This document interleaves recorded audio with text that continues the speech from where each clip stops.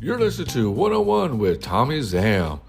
On the 22nd episode, we are sitting down with Jordan Circosta from MONOWHALES, talking about music and life. Let's do this.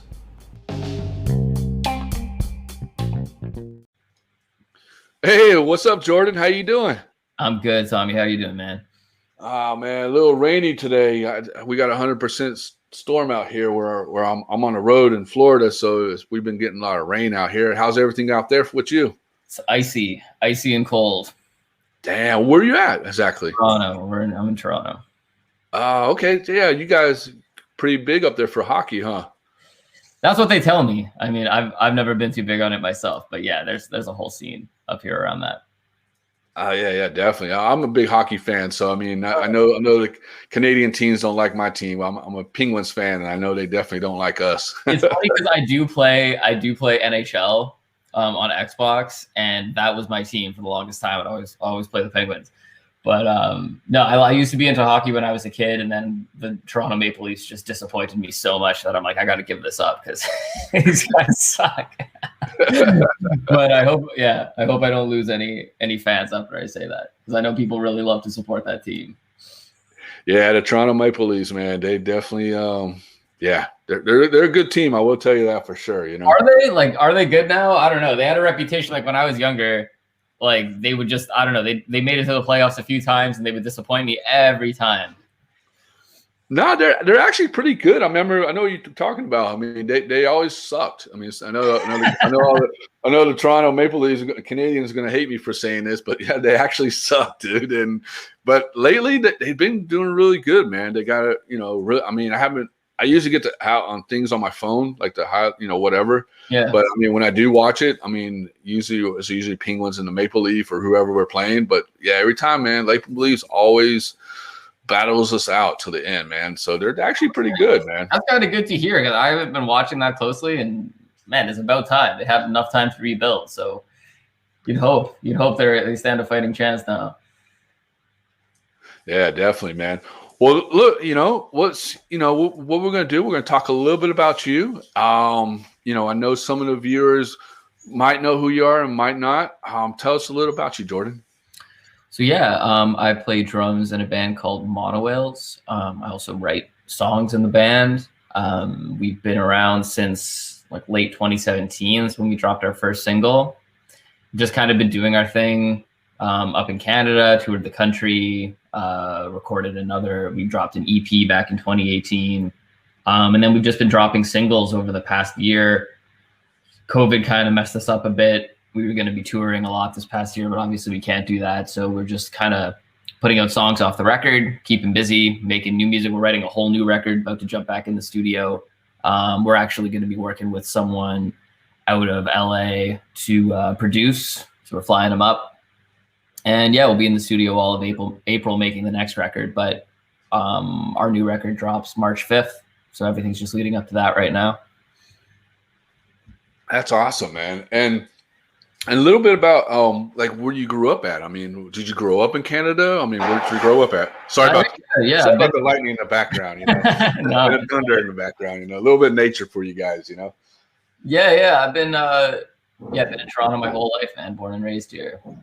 So it was fun. Like the band has been really my opportunity to like get out and see the country. We've been over to Germany and got to hang out in Hamburg, play the Reeperbahn Festival and stuff. So it was nice to kind of get to see some new places, driving through the mountains in BC and stuff, like with the band. So yeah, that's been like the main way I've been able to kind of like expand. Because I'm not really big on traveling, but I really love touring, which it's kind of the same, but it's very different at the same time, Yeah. And why is that? Can I ask? Like to me, like traveling is, I just really hate doing the tourist thing. Mm-hmm. It's kind of like, it's just never been fun for me.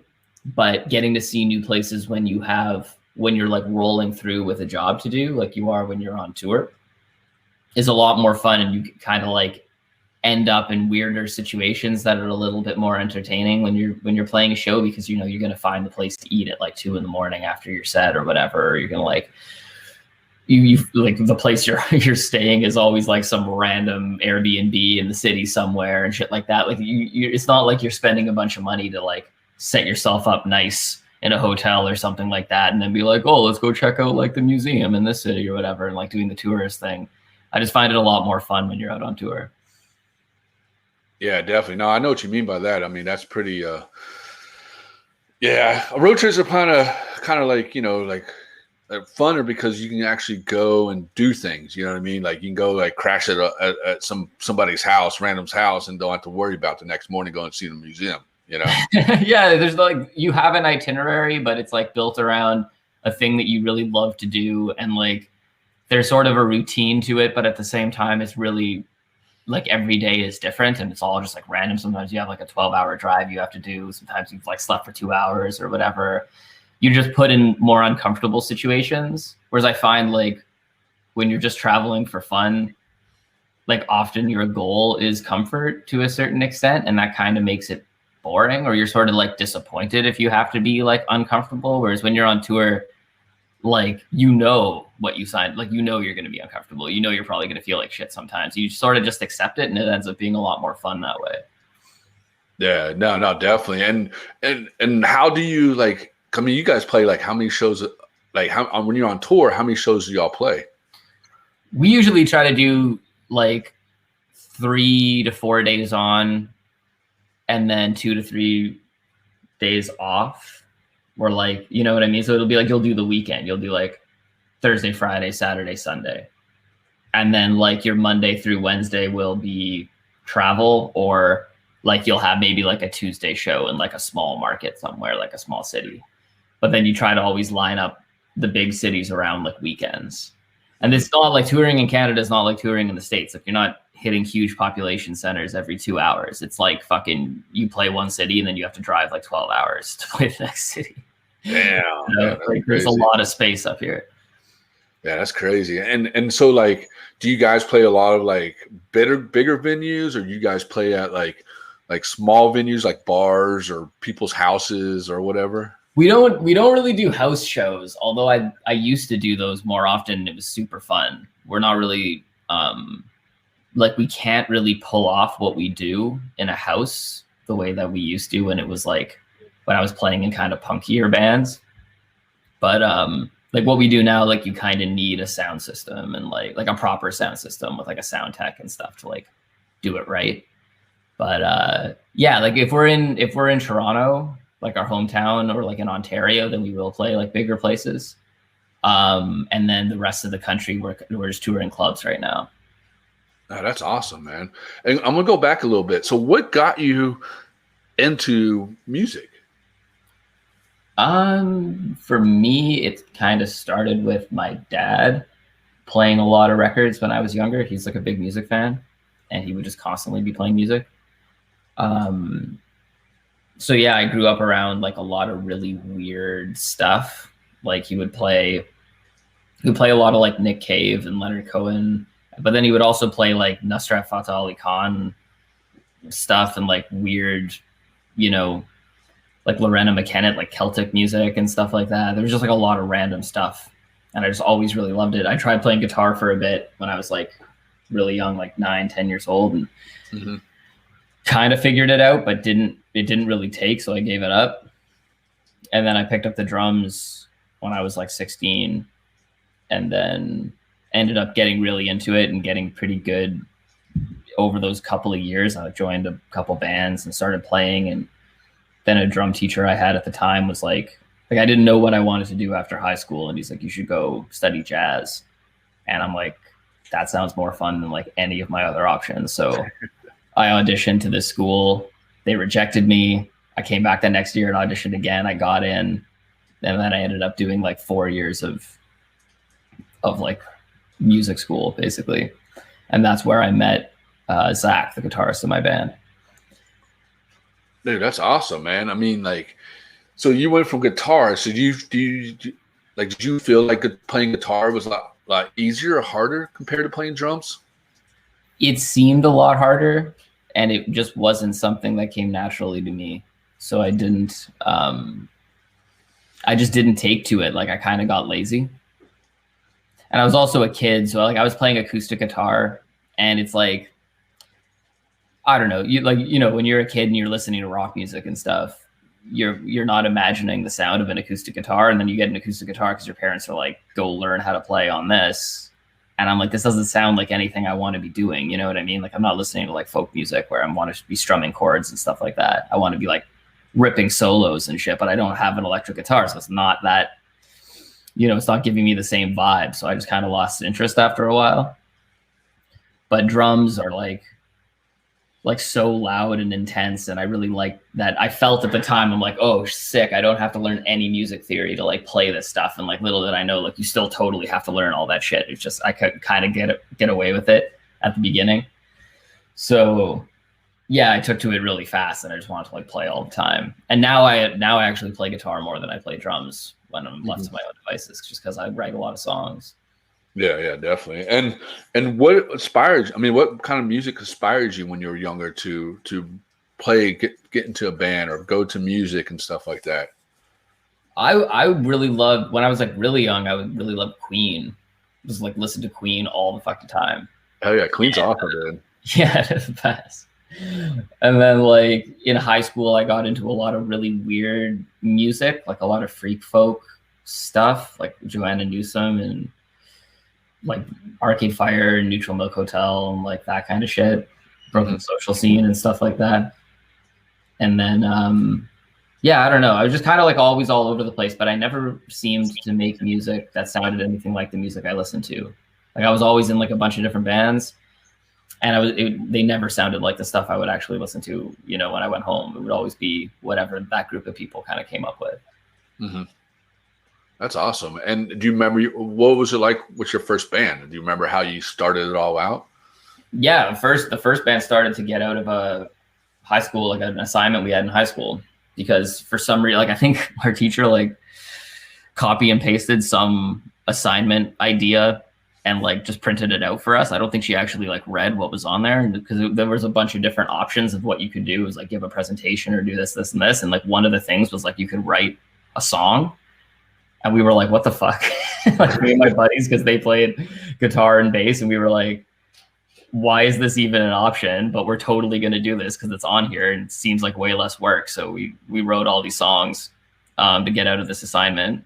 And then we ended up like starting to play shows just because it was fun. But that was sort of how it started. We were just writing like stupid joke songs. So we were listening to like a lot of Ween. Do you know the band Ween? Yeah. So we were listening to like Ween, and we were just like, this shit's hilarious. Let's write joke songs. So we just started fucking around. And that was kind of how like I started actually playing shows and stuff. And then these other guys who ended up becoming really close friends of mine saw me playing with that band and asked me to join their band. So then I was in both of those, and it was through that group of people that I met Sally, who's the singer in MONOWHALES now. Dude, that's awesome. And so was it hard to like juggle between two different bands? Like I had fucking nothing else to do, man. I was like 17. I had nowhere to be. Yeah.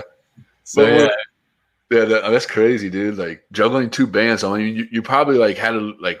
Do you ever get confused? Or like, okay, I'm playing this tune, but oh shit, I'm playing the other band's tune, music, and this and that. You ever done that? No, it actually like it makes you really, really good when you have to like juggle repertoire for like, I think at most I was playing in like 3 or 4 bands at one time. And kind of like your musical memory gets like really intense. Like you get really, really, really good when you have that much, when you're sort of forced to hold that much information and like call it up at any time.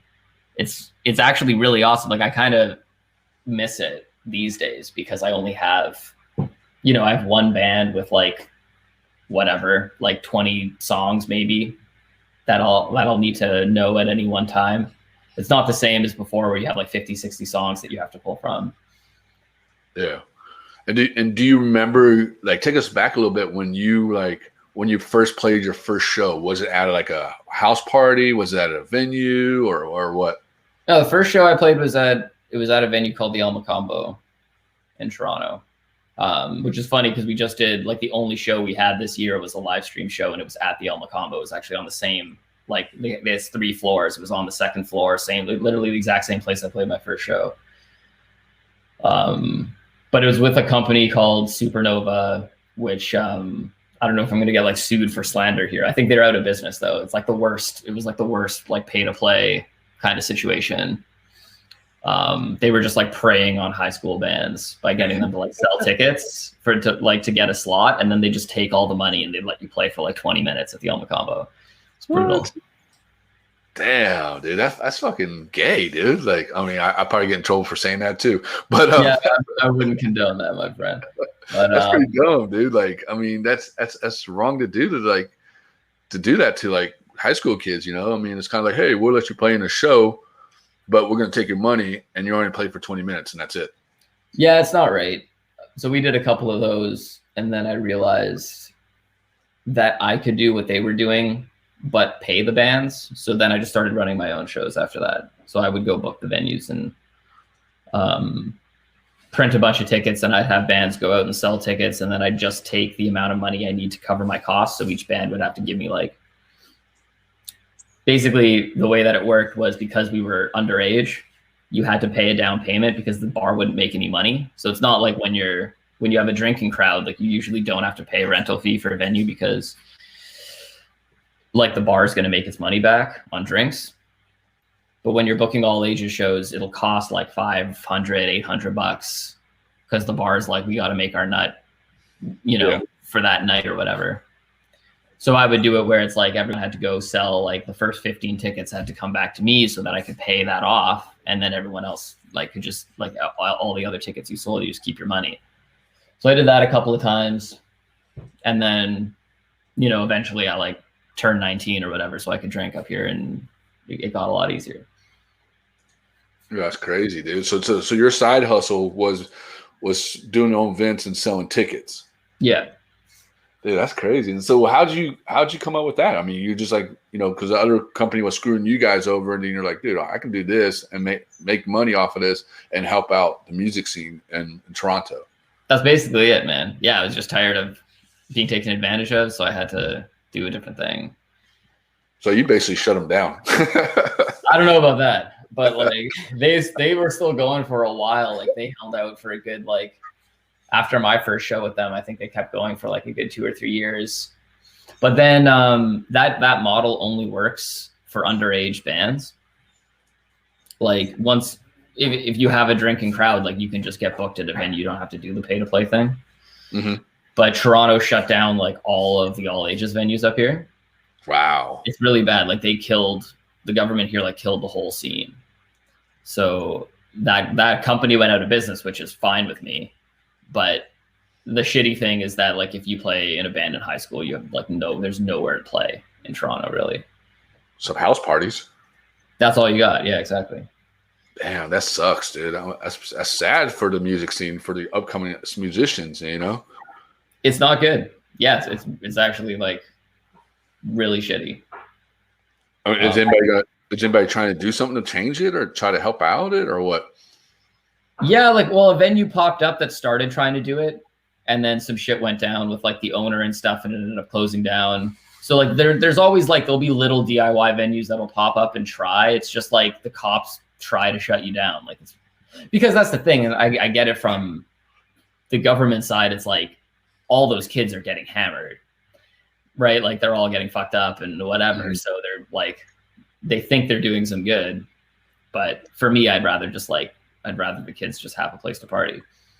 Yeah, definitely, dude. Like it helps out, that's the government got to understand. Like, you got to give something to these kids and, to help them out. And then they bitch complain of being like, oh, well, these kids are getting in trouble because there's nothing there for them to do, Yeah, I know. Like I don't really understand why there hasn't been more of a concern. I think there are people in government. I actually know a couple guys who like work with the city that are trying to improve things, but the red tape is just like so intense up here that it's like, not happening. And I think at this point with COVID, like, I don't think that's something that's really on anybody's mind.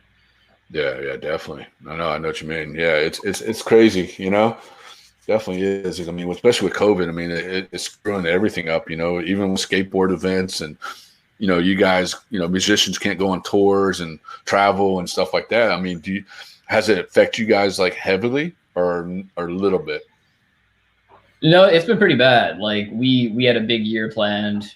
And yeah, we just like kind of got brought down to zero, like no shows, like our whole sort of like career path trajectory or whatever is like has been like put on hold basically. Yeah. So we're trying to make the most of the time and like get other shit in order, like stuff you don't really have time for when you're touring and stuff like that. Yeah. But it's hard, man, because yeah, this is like a big year for us. Like we had a single, you know, at #2 on radio. We had another one hit #6, and we can't go play shows. So it sucks. Like we have all these new people hearing our music, and we want to go out there and connect with them and play, but we're stuck. Yeah, and what'd y'all do for 2020? I mean, y'all just like did live stream shows? I mean, y'all just went in the studio and just blasted, like, you know what, we're gonna keep on working and we're just gonna blast these singles and this, just keep people, you know, tuned into our music, or what? Well, yeah, like thankfully we had stuff to release, so it kind of worked out where like most of the time, like we sort of laid low at the beginning of the pandemic because we didn't know what was gonna happen. So we're like, we don't want to just start, you know, changing plans right away when we don't know if this is going to last like 3 months or 6 months or fucking who knows. So we did, yeah, like April and May and June, we were just kind of waiting to see what was going to happen. We were like kind of writing some songs, but it was also just like a fucked up time, right? Like we were sort of like, there's just so much on your mind with the pandemic. It's like, how do we handle this, right? Even just like your personal life. And then in the summer, we were like, okay, cool. It's time to start dropping some of these songs. So we got ready. We did like a photo shoot once things opened up enough that we were allowed to do that. We shot some videos, dropped a single in August, dropped another single in November, did some live stream shows in November, and then dropped another single like just this past month. And now we've been just gearing up for the whole record to drop in March. That's you guys are like doing it right. You know what I mean? Got to keep you guys alive. I'm proud of what you guys are doing. You know. Thanks, man. Yeah, you got to do something.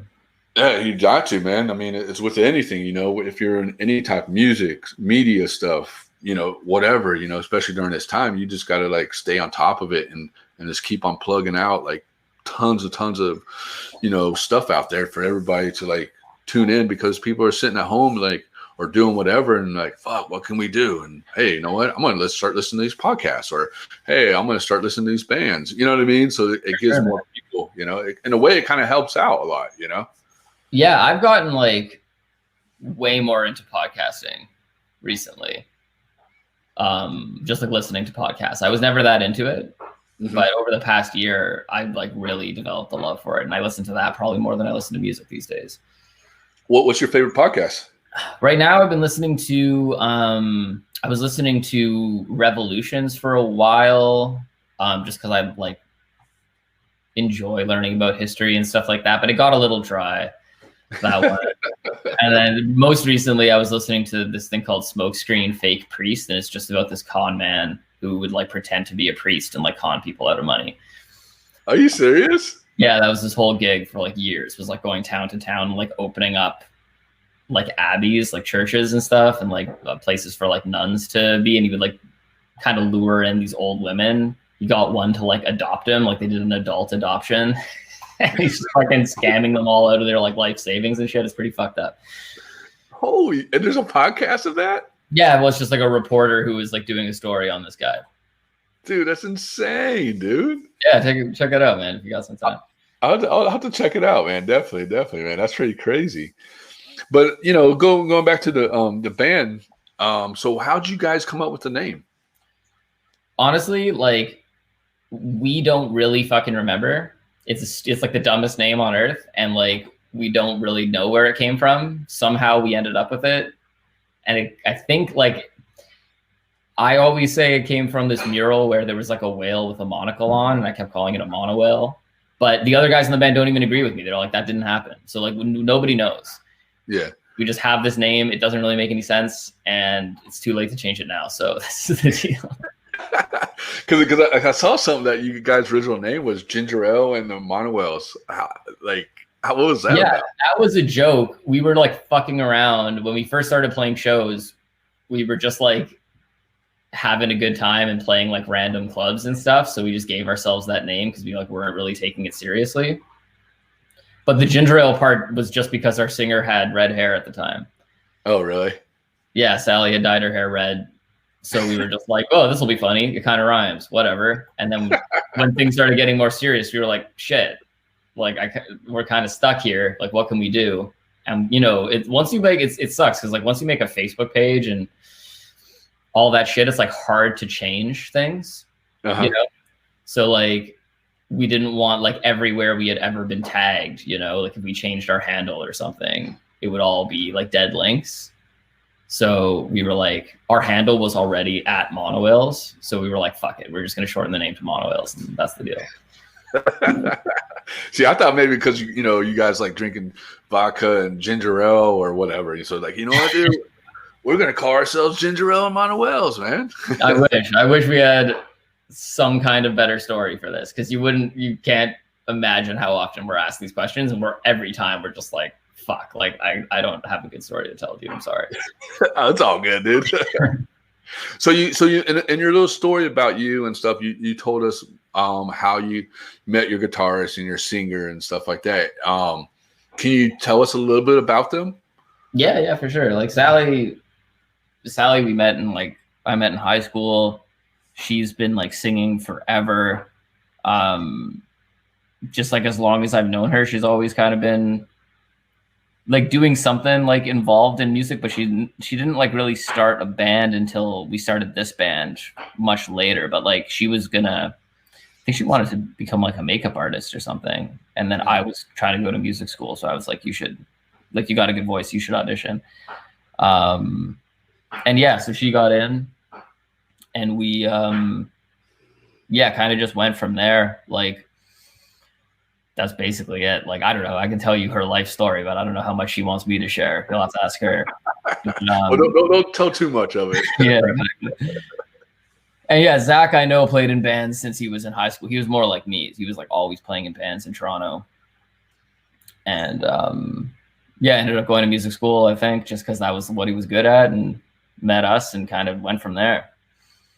That's awesome, man. And has it always been you three in the band, or has it been other people? Or no, we had other members. Up until recently, like we started off as a 5-piece band, and then we went through a couple different bass players, and then we just got tired of having bass players quit the band. So we were like, fuck it, no more bass players. We like put some backing tracks in. We were playing with backing tracks for a bit. We had a synth player in the band for like since basically the beginning, and then after the last tour, she was sort of like, this isn't really for me. We were like, that's cool.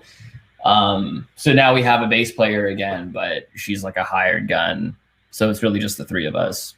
Oh, okay. Cool. And finding band members, is that the hardest thing to do? Finding band members is hard. Like someone who's actually going to be like in the band, that's hard because you're sharing something with them. But hiring someone to play is easy. Like there's lots of musicians out there and they all want gigs. So it's not that hard to find someone to take the gig. And you said to hire, you mean like they just fill in for certain parts of the music or parts of the show or what? Yeah, you're like paying them to play shows basically. Oh, okay. But like Zach plays bass as well as guitar. He plays synth. I play like keyboards as well. I can kind of get by on bass. So like in the studio, we don't really need the help. We'll just do it all ourselves. But when we're on the road, like you kind of need someone there playing, unless you want to play the backing tracks, which isn't that much fun. We did it for years, and it's like we don't want to really do that as much anymore. Oh, how has that turned out to be like? It was, I mean, you get used to it, like playing the click tracks and stuff like that. I don't mind it. I actually kind of like it, but I prefer having like live bass. Everything else, like if you have like synth or like samples and stuff like that, that's like coming off a computer, then that's pretty chill. But you want like the liveness of a bassist and a drummer like interacting. That's really important to me, at least. Like I feel it just gives it's like a whole different vibe live.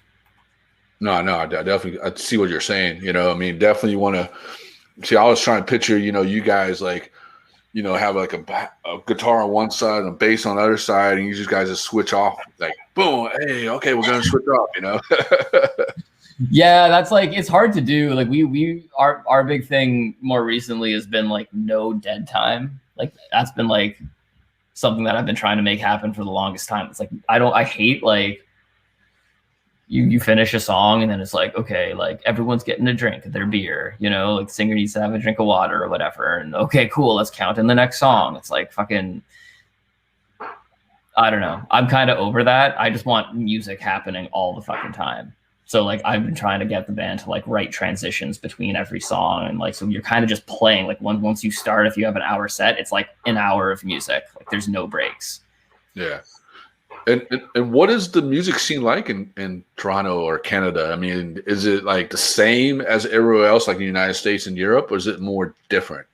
I wouldn't know, to be honest, because I haven't spent a lot of time like in those places to tell you like what it's like from a social level, I guess. Mm-hmm. I know that I don't know, there's like a lot of great music coming out of Canada, but a lot of it kind of gets trapped in Canada. So I don't know how much you guys in the States actually get to hear it. Like there's certain bands up here that like, they're just up here and they're really big, but like they don't really do that well elsewhere. Mm-hmm. And that's just because it costs a lot of money. Like it's really expensive to try to break in the States when you're not from there. Really? I've never thought that. I thought it'd be a lot easier since you guys are like we're neighbors, No, it's crazy. It's crazy expensive, man. Because there's so many people and there's so much already happening. Like there's so much saturation down there. So like for a band like us to be like, listen to our shit or like to try to get it on the radio, like it costs so much money. Wow. So like you kind of need a label to help you out, or you need to like do it through like virality online. Like if you like blow up on TikTok or whatever and people are like watching your shit in the States, then it's like cool. Like people know about you and you can probably do something. But otherwise it's a grind. And there's a lot of shit with like getting visas and stuff just to tour down there. So like it costs so much money to get a visa that if you don't have, it's hard to dip down into the States for like a couple shows, because doing that costs the same as doing a full tour. So if you're going to spend that like $5 or $10 grand getting all your visa shit taken care of, you don't want to do that to play like a couple shows in New York or something. Mm-hmm. But at the same time, sometimes you have to if you want to start making shit happen. Yeah, definitely. And do you feel like, a music PR or agent or somebody like that will help you guys out? Yeah, I mean, we have those things. They're just mostly focused on Canada because like you can have an agent, like my agent can book us shows in the States and he will. Like, to be honest, we were supposed to be doing that this year, like dipping down into like Northeast US. But you have to have a plan and you have to have a budget around like how you're going to make that happen. It's not as simple as like, let's just go, Yeah. Because you want to make the most of it. You don't want to just like go play a couple shows and then you have nothing to follow it up on. And like you have to sort of like, it's got to be kind of like a chain reaction of like, cool, like we're going to go play these shows. And then we know we're coming back in like 3 or 4 months to do it again, so that those people who saw us, like they can come see us again and they don't forget, and we have like ads running online and like shit at radio and all these different pieces of the puzzle to try to not be forgotten about. Basically, that's the game.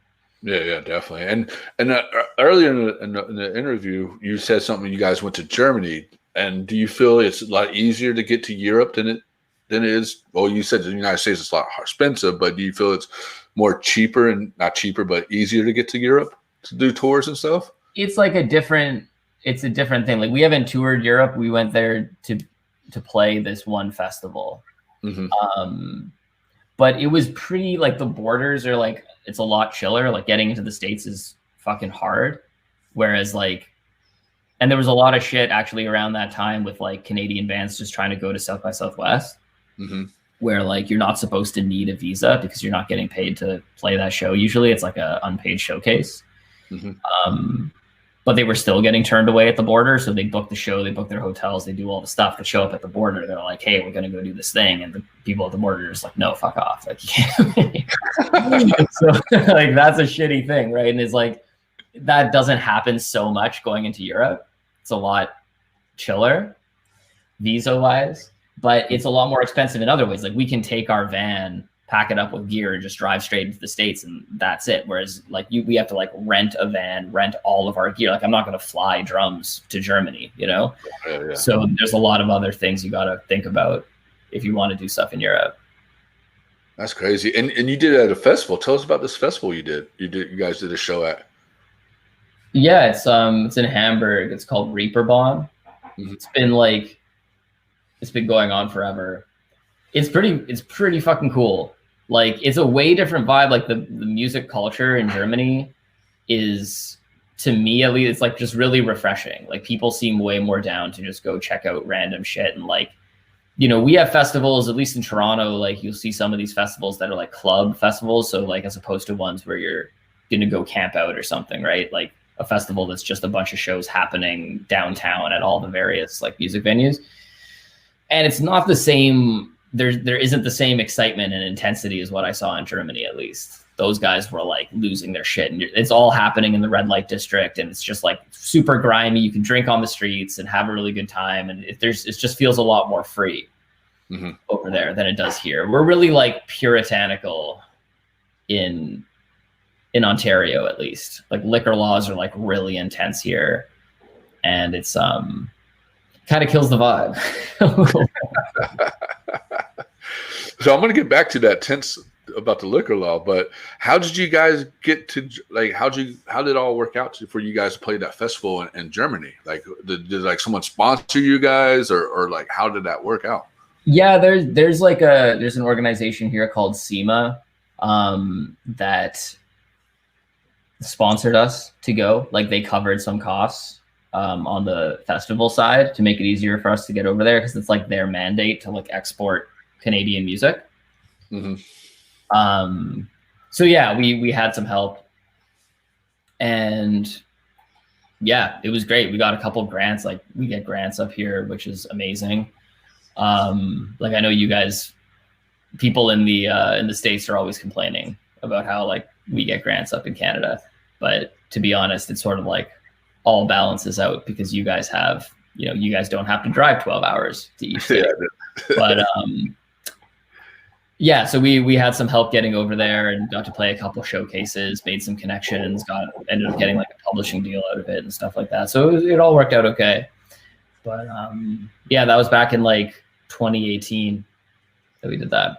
Dude, that's awesome. And do you guys want to play more at festivals when it comes around, or do you feel like playing at festivals brings, you know, people more notice who you are than actually at a big venue with other bands? Honestly, dude, we are gonna play anywhere they'll have us play. Like we don't say no to shit usually. Hey, that's the best way, man. Never say no. Yeah, man, like we got into this to play music, so we try not to be too picky. And yeah, just get out there and play as much as we can. That's really the plan. Dude, that's awesome. And you also said too, you're a songwriter. You write a lot of the songs. Like, how do you come up with the words and the titles and stuff like that?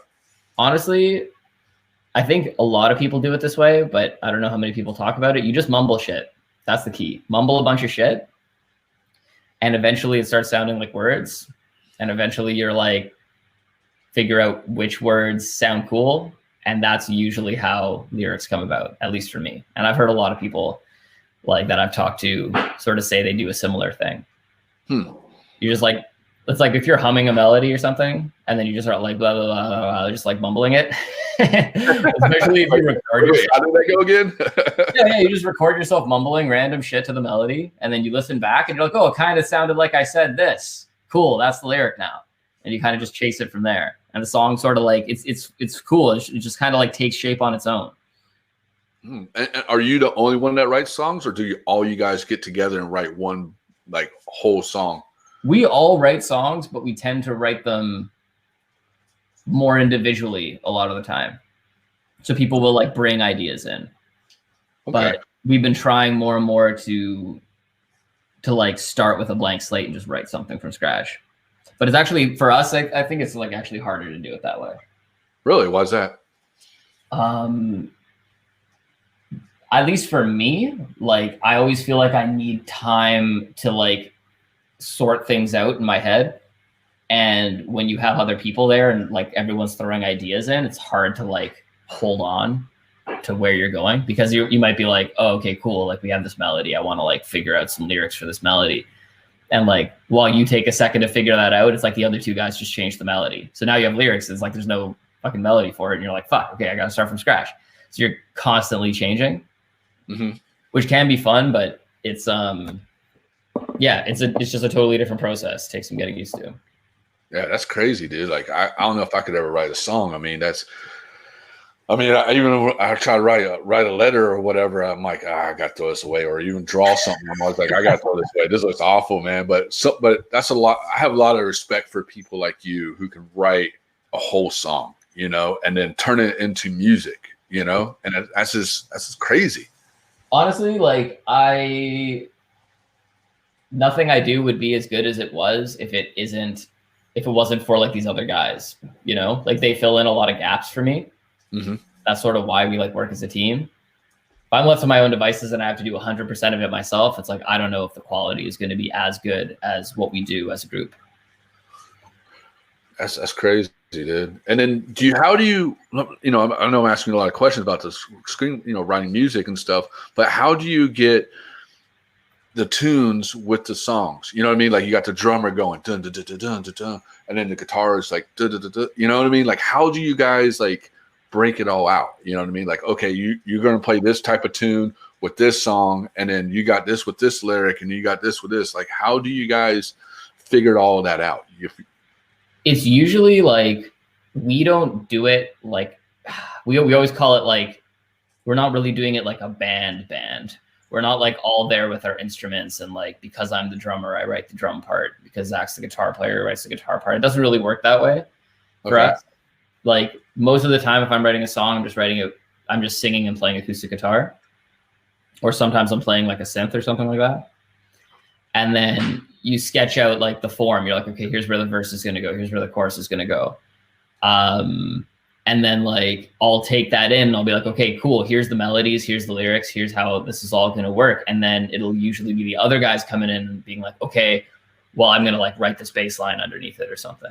And like, honestly, Zach writes so many drum parts for me where like songs that I'll bring in where I have like lyrics and melody and stuff, he'll build like in Ableton, like in the computer, he'll build a backing track.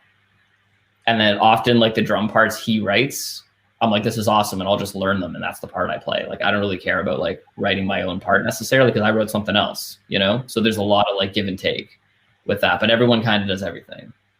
That's cool. And so when you're playing the drums, so you got the headsets on, and are you listening to the sound or the sound that he made or the tune that he made, and you're just practicing it and you know what cymbals to hit and this and that? Yeah, if I hear a drum part, I can play it basically. Dude, I have a lot of respect for drummers, dude, because that's tough. I mean, guitar and bass and singing is tough, but drums is like you're like the brain, dude. You have to get like everybody set. You know what I mean? Everybody has to set around you guys, you know? Yeah, there's like a certain amount of responsibility in it. You have to like, if you basically like in a band, if the drummer fucks up, it's fucking over. If anyone else fucks up, like it's fine. Everything kind of just keeps going. You gotta cover it up. If the bass player like misses a note or something, or if the singer like forgets a lyric, it's like whatever. They come in on the next line. The drummer stops. The song is fucking done. The drummer goes to the wrong part. Like the whole audience is like, what the fuck? Like the amount of times we've had, you know, like someone will make a mistake, and for me, I'll be like, holy fuck, like, you know, you really fucked that up. Like, dude, you really fucked that song up. And then I'll go ask someone I know who's like watching the show, and I'm like, oh, did you see that part? And they're like, what happened? I didn't even notice anything fucking happened. But if I fuck up, everyone is like, dude, you fucked up. Like, it's so noticeable. So I'm like, I'm not allowed to make mistakes. Like, I'm not allowed. Gotta always have your shit together. So the question I'm gonna ask you, have you ever fucked up during a show? Oh yeah, no, I've totally fucked up during a show. Tell us about that. Tell us that experience. If you're good enough, you can cover it. Like you can make it work. So you can fuck up and like kind of hide it. And usually people still don't notice. But like, do you know the term like train wrecking? Nuh-uh. What is that? Train wrecking is when you fuck up so hard, like everyone just has to stop. Damn. And that's like the most painful experience you could ever have. And the time I trained, like the most memorable train wreck I ever caused was at a birthday party. So there was a DIY venue in Toronto called the Siesta Nouveau. And I ran 2 birthday parties there. So this was for like my 20th birthday party. And I was fucked up. And I had 3 bands at the time and we were all playing sets. So I was basically just like, I was either on stage playing or I was off stage just like drinking and smoking weed. So by the time it got to like my 3rd band set, I was like so just like drunk and stoned that I like had no fucking idea what was going on. And I was just playing this song and I just like couldn't remember like what was supposed to happen next. And I just like stopped. But everyone else who was there was also so drunk and stoned. It was during the sing-along part. So when I stopped, everyone in the crowd was just still singing the part. And it just became this like stomp and clap, like sing along thing. And I'm like, this is awesome. I just eventually like got my shit together enough to come back in. And I don't even know if anyone noticed then too. But like, that was always like the worst thing for me. Cause I was like, my brain was literally like off. Like it just turned off halfway through a song. It was so scary. I'm like, fuck. Dude, I'm so vigilant. I so visioned it. This whole story you're telling me, I can so you seeing like, yeah, dude, fucking smoking a joint, drown that fucking vodka, ginger ale, and you're just like, bum, bum, bum. And you're like, oh, fuck, I totally forgot. And then you stopped, and everybody's like, yeah, and they start clapping, and you guys are like, yeah, man, I don't know if they were doing it because they liked the song or if they were just being nice to me because it was my birthday. But either way, it's a good memory. Like I'm okay with how it turned out. Well, at least it was at a birthday party, not at one of those, at a venue or yeah, the stakes were low. Stakes were real low. So it's all. Have you ever messed up at all during one of those things? During like a big proper show, like I've made little mistakes, but no, I've never really really fucked up. Uh-huh. Damn, that's crazy, man. For drummers, to me, that's just like I said, you guys are like the brain and everybody else is like going off the brain, and you guys just got to like, it's a lot of hard work, It is, but once you get used to it, man, it's fine. Like it's like any other job in a band. If you're taking yourself seriously and trying to be good at what you do, like I don't feel like there's more weight on my shoulders than anyone else has on theirs, Yeah. And was there any like drummers that you looked up to when you were younger? Yeah, I used to love this guy. His name is Dave King. He's in a band called The Bad Plus. Mm-hmm. And yeah, he's just like the weirdest fucking dude ever. I got really into him because I was in jazz school and like they're like basically a jazz band, but they're just like super weird. And this guy's just like this tatted up like guy who would just like play the most intricate, crazy fucking shit. And I just thought he was like super badass. I always wanted to play like him, but was never really in a band where it would have made sense for me to do the kind of shit that he does. So I just kind of admired the guy from afar, That's awesome, man. And did you ever want to like play in a band with him, you said? I wanted to play like him in a band, but getting other people who wanted to play shit like what that band does is hard to find. And also, I just wasn't even good enough to do that shit. It was way too hard. So you never watched like Eddie Van Halen or any of those old band, from Def Leppard and stuff with the drummers just tossing the sticks up and stuff like that? You ever done that? I never got into that kind of shit, to be honest. Okay. Like I never really liked theatrical, like hair metal-y drumming all that much. Mm-hmm. I always liked people who are like more understated. Like this dude Lowell Campbell from this band in Canada called Winter Sleep that I don't know if people know about in the States. No, I never heard of him. I always loved this guy because he's just like a rock solid drummer, like really amazing rock drummer. And I just like guys who could like write really good parts.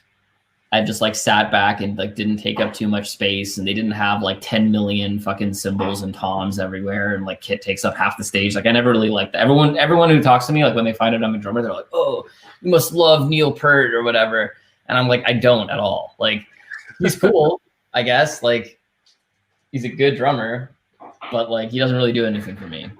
Yeah, that's cool. That's cool. I mean, like, you know, having like those people to look up, not him, but other guy Yeah. as a drummer, you know, that kind of inspires you to be better than what you are, you know? Yeah, for sure. And like I think I always like drummers who participate in the songwriting. Like that is why I kind of started doing it. It was always inspiring when it was not, you know, guys who just play the drums and that's all they do. Yeah. That's pretty rad. And then you guys just dropped a new single called Out with the Old. Tell me a little about that. Yeah, it's I'm pretty stoked about it, to be honest. The response has been like really positive. And it's kind of nice. It's really nice to like put out music right now because it's sort of like the only way you can connect with fans is by dropping something. And like, yeah, to see the response people had and even just that like the industry had to that song has been like so positive so far. It's been really, really awesome. We recorded it in Toronto with the producer who did the rest of our record. We flew him to Toronto before we did the record to record a couple songs. So he did Really Want to Let You Down and this song in these sessions here. And we wanted to release it a while ago because of the pandemic. We sort of sat on it for a bit. And then with the new year and everything, we were like, this is the right time for a song called Out with the Old, you know, especially with the pandemic sort of like, we can sort of see a bit of light at the end of the tunnel here now, you know? So we're like, this is the perfect time for this. So we decided to drop it and it worked out okay. Oh yeah, that's awesome, man. And it's such a good song, you know what I mean? And I like everything about it, you know, Thanks, the tunes and the singing. I mean, she has a beautiful voice, by the way. That's why we keep her around. Yeah, she has a definitely beautiful voice because I was like, okay, I'm gonna check these guys out. You know, when you email me, the stuff, and I was like, I've never heard these guys, and I listened to it. And I'm like, all right, guys, these are good. This is going to my on my Spotify list. Sick. Thanks, dude. And then you guys dropped an EP back in 2018 called Control Freak. Tell us about that. Yeah, man, that was like our first real attempt at doing something cohesive as a band. Like before that, everything we'd ever recorded was just like random shit we would play live that we thought was cool. This is like the first time we're like, okay, cool, we're gonna like be recording artists. We're gonna fucking write some banging tunes. We're gonna get in the studio. We're gonna do it right. And yeah, it was a really interesting experience. We worked with this dude named Al P, who do you know the band Death from Above, 1979? No, I don't. Tell me about them. Like Mastercraft. You know what Mastercraft is? So they'll tour the States. Like I don't know exactly like where they're big down there, but I know they've done some pretty big tours in the States. So we found this dude because he's from Toronto originally. Got him to record that record, and it was sort of like our first experience working with a producer. Mm-hmm. And it was interesting. It was just like not what we were used to because there was someone sort of guiding the process, whereas in the past we like did everything ourselves all the time. And that's sort of been like the story of the band is like we just always do everything ourselves. We're still independent even now, like we've never worked with a record label. And so that's why we called the record Control Freak. Okay, that's like awesome. Our first time like letting go of control. But yeah, it was good. It opened up a lot of doors for us, that record. Yeah, and then you guys also got 3 songs on a Netflix show called Spinning Out. Tell us about that. Yeah, that feels like a fucking eternity ago. But yeah, they hit us up. They wanted to use the songs, and then they were like, we're using the songs as, you know, what a live band is playing in a bar, like in the show. And they were like, we actually need a band. So then we were like, we'll do it. So we were the band. So we got to be in the show too, which was fun. Dude, that's fucking awesome. How'd they find you guys, man? Oh, it's through through our team, basically. Like we have like people working with us who like help to facilitate that kind of thing. So we weren't out there like sending random emails to people hoping for the best. Like we had a little bit of help. Dude, that's But, awesome. yeah, it was great. Honestly, my like most vivid memory of that shoot was just like this dude walking around with platters of Jamaican beef patties, like feeding them to the actors. And he had saran wrap, like plastic wrap, like necklace made with like fucking rolls of paper towel like hanging off of his body. So he just had these big platters of beef patties, and there was like, you would like grab one and then like rip paper towel like off of his body. That was amazing. Like my favorite person. Just always be around with like food and paper towel. It was great. Dude, that's awesome, man. And what was that experience like to be on, to know that like where you guys came from, you know, coming from like high school to this, to that, and then now you guys are being part of a Netflix show, you know? It's weird, dude, because like when I would watch things like that happen for other people, I would always be like, wow, like that must be such an amazing like feeling to like go from, you know, kind of struggling your way up to like getting some really good shit. But when you're doing it, it's so gradual that like you don't even notice it, if that makes sense. Yeah. Like you're working for something like all the time, and you keep making like these little steps forward, so that when you get to those moments where like something big is happening, it's sort of like, rather than it being like, holy shit, like how did this happen? It's more like, of course this is happening because I just busted my ass for like 3 years. You know what I mean? So it's like, it's not to be like unappreciative of it. It's more just like, it's not as big of a surprise as it might seem from the outside, if that makes sense. Yeah, definitely. And then, you know, do you feel like you guys got more popular since you were on that show, or do you think it helped you out a little bit, or no? It helped. Like we had a resurgence of that, the song that they like, the songs that they used, but particularly this one song that was like in the end credits of the show. That just started blowing up on YouTube all of a sudden, even though it had been out already for like a year and a half. Wow. Like people were just like, you know, you get those comments on a YouTube video being like, I'm here from Spinning Out. Like, you know, like they were just sort of discovering the music through that show. Dude, that's awesome, man. That's pretty cool to like to hear that from you guys, and knowing that like something, you know, I don't want to say small, but something like that helped you guys to get more notice, you know? Yeah, man. It's like, we just try to get as much shit like that as we possibly can, because the whole name of the game is getting the word out. Yep. So any little thing helps. And that's what I was saying before. It's like, we just don't say no to stuff. No, you definitely don't. And I also saw too, and I did a little read up on you guys and everything, and you guys won a couple awards in 2019. Tell me a little about that. Yeah, it was pretty awesome, to be honest. Like that was like a really validating moment for us to win the Indie Award here during like Canadian Music Week. So Canadian Music Week is like, it's funny because we have North by Northeast, which is like our answer to South by Southwest, but Canadian Music Week is like a similar sort of thing where it's like all like the whole industry sort of flies into Toronto. And like a bunch of bands play shows and stuff like that. So we had a big showcase here where we like sold out this venue and headlined in Toronto, and it was like really good time. And then we ended up getting nominated for that award, but like we really weren't expecting to win because we were up against these other bands that are like big Canadian bands. So getting that for us, especially because like I don't know if you know about this, but like independent, at least in Canada, like independent means you're signed to an indie label usually. But people who are like independent the way that we are, where we just don't have a label at all, kind of get forgotten. Like it's sort of like all seen as the same thing, but it's really not the same. Like we don't have, like we literally do everything ourselves. We don't have like an indie label, like rather than a major label or something like that. So it's just nice to be recognized as an independent band who has like sort of made our own way with an award like that. So we were super stoked when that happened. Dude, that's rad, man. And you know, just to receive something because you're not labeled as an indie band or part of a label, but being on your own to win the award, that's pretty awesome, dude.